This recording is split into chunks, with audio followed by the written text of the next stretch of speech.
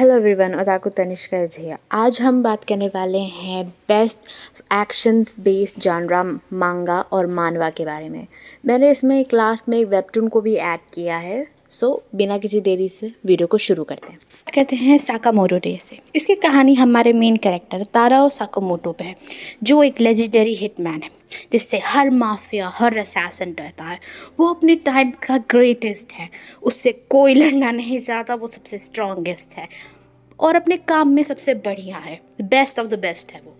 पर अचानक से एक दिन उसे प्यार हो जाता है, वो शादी कर लेता है और वो अपनी माँ हिटमैन वाली और अंडरवर्ल्ड को छोड़ देता है और एक नेबरिंग स्टोर का ओनर बन जाता है और अपनी वाइफ के साथ और अपने बच्चों के साथ अच्छी ज़िंदगी बिता रहा होता है, अपने रिटायरमेंट लाइफ एंजॉय कर रहा होता है। पर एक दिन काफ़ी सालों बाद उसके पुराने कंपेनियन शिन की एंट्री होती है।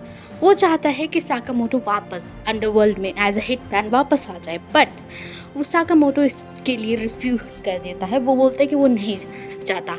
असल में शिन वहाँ पे साकामोटो को मारने आया होता है, ना कि उसे अंडरवर्ल्ड में वापस बुलाने के लिए। उसे एक गैंग ग्रुप के द्वारा ऑर्डर मिले होते हैं शिन को साकामोटो को मारने के लिए। पर वो इसे ट्राई भी करता है एक बार साकामोटो को मारने के लिए, पर वो बहुत बुरी तरीके से हारा जाता है। शिन देखता है साकामोटो की लाइफ कैसी है, रिटायरमेंट लाइफ उसकी कितनी अच्छी है और कितना खुश है।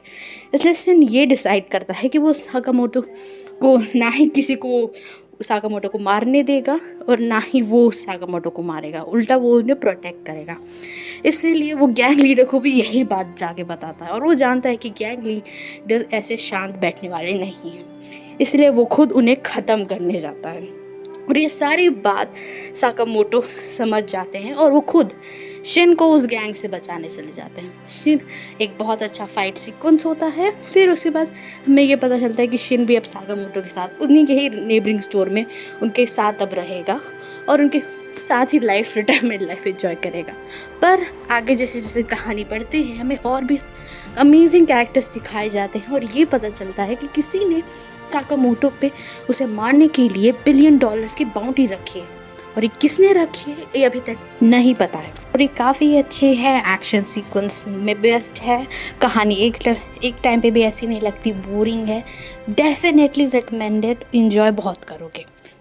तो हमारी नेक्स्ट स्टोरी है SS क्लास सुसाइड हंटर। इसकी कहानी एक वर्ल्ड पे बेस्ड है, फैंटेसी वर्ल्ड पे बेस्ड है, जहाँ पे टावर नाम का एक मॉन्स्टर एक डंजन है, जहाँ पे उसके हर एक लेवल में एक अलग मॉन्स्टर रहता है, बॉस मॉन्स्टर, जिससे जो टावर के अंदर जाते हैं और मॉन्स्टर से लड़ते हैं उन्हें हंटर्स कहा जाता है। हर एक हंटर उसके पावर के अकॉर्डिंग अलग अलग रैंक पे डिवाइडेड होता है। और हमारा मेन कैरेक्टर किम गॉन जियो वो एक F रैंक हंटर है।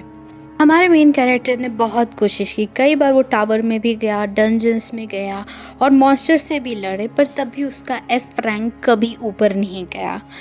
इसीलिए वो बाकी S रैंक हंटर्स से बहुत जेलस होता था और वो यही सोचता काश मैं उनकी तरह बन पाया था।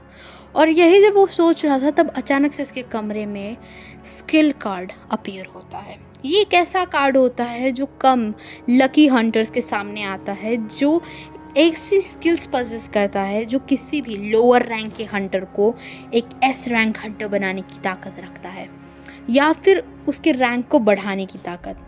और हमारा हीरो बहुत खुश होता है कि जब उसके सामने ये स्किल कार्ड आती है, पर जब वो अपनी स्किल्स को देखता है तो वो वापस सैड हो जाता है। ऐसी कौन सी स्किल थी जिसे देख के हमारा मेन कैरेक्टर फिर से उदास हो गया? ये सब जानने के लिए आपको ये मानवा पढ़ना होगा, SS क्लास सुसाइड हंटर। मानवा बहुत अच्छी है, एक्शन और कॉमेडी से पैक्ड है, डेफिनेटली रिकमेंडेड है।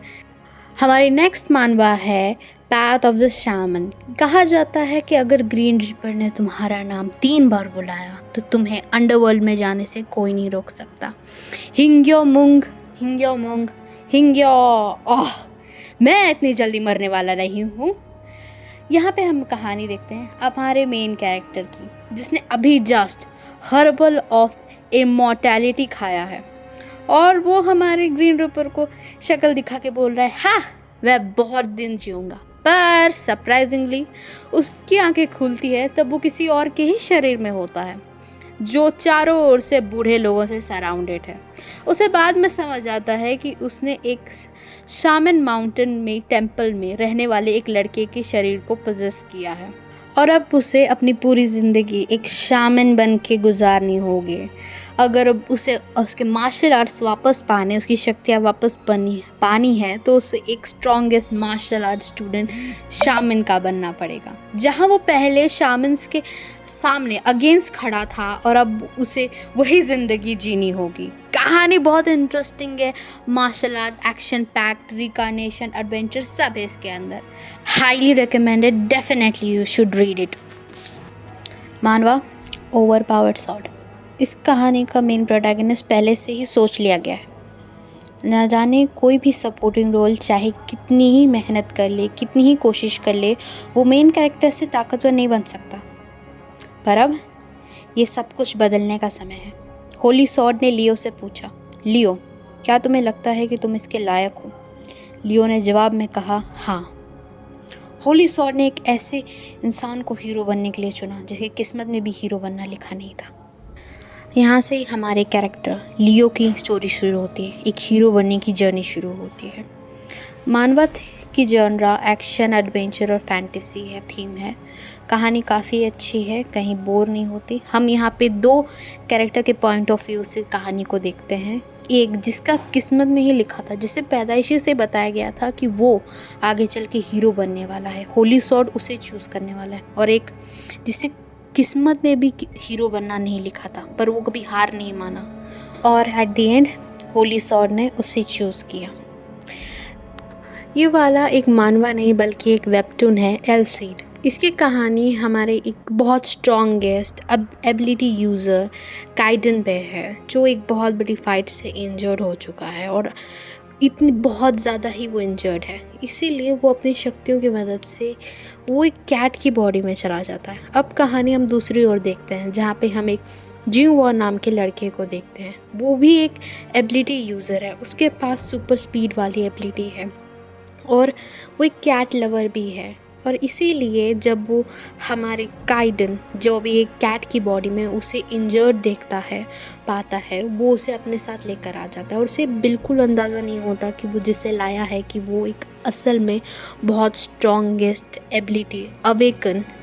आगे कहानी में काइडन को पता चलता है कि वो अपनी कैट फॉर्म में भी अपने पावर को यूज़ कर सकता है और वो बातें भी कर सकता है इंसानों की तरह। और आगे से हमें जियोंग के बारे में ये पता चलता है कि उसे अभी तक ये नहीं पता है कि उसकी तरह और भी ऐसे लोग हैं जो एबिलिटी इस्तेमाल कर सकते हैं। काइडन ये डिसाइड करता है कि वो जियोंग को ट्रेन करेगा अपने अंडर और एज ए स्टूडेंट उसे अपने अंडर लेगा और ऐसा होता भी है। आगे हमें जियोंग की बहुत अमेजिंग फाइट सीन्स देखने को मिलती हैं और उसके जैसे और भी अच्छे एबिलिटी यूज़र्स को देखने को मिलता है। यहाँ पे हम वेब 2 में उन एबिलिटी यूज़र्स को अवेकन 1 ऐसा कहा जाता है। वेब 2 में फाइट सीन्स काफ़ी अच्छे हैं, स्टोरी लाइन भी अच्छी है, कहीं ऐसे बोरिंग फील नहीं होती है। इसी के साथ ये वीडियो यहाँ पे ही ख़त्म होता है। अगर आपको इसमें से किसी भी मांगा, वेबटून या फिर मानवा की एक्सप्लेनेशन चाहिए कि मैं इसके पूरे चैप्टर या फिर पूरी सीरीज़ को एक्सप्लेन करूँ तो आप कमेंट सेक्शन में लिख सकते हैं। Let's meet again in the next video. Good bye.